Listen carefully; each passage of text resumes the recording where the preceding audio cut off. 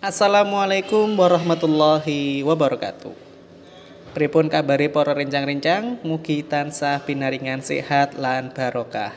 Dinten punika kita badhe sinau babagan kawruh basa utawi pengetahuan bahasa.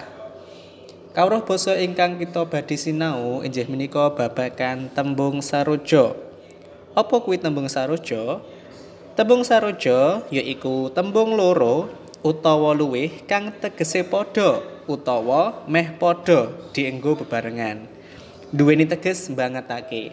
Tuladhanipun setunggal abang branang, kalih adem ayem, tiga bagas waras, sekawan breh weh, gangsal babak bundas, 6 duga prayoga, 7 edi peni, 8 jabang bayi, 9 kabur kanginan, 10 lila legawa, 11 angkat junjung, 12 andap asor, 13 sumbang surung, sekawan welas utang selang, gangsal welas asih.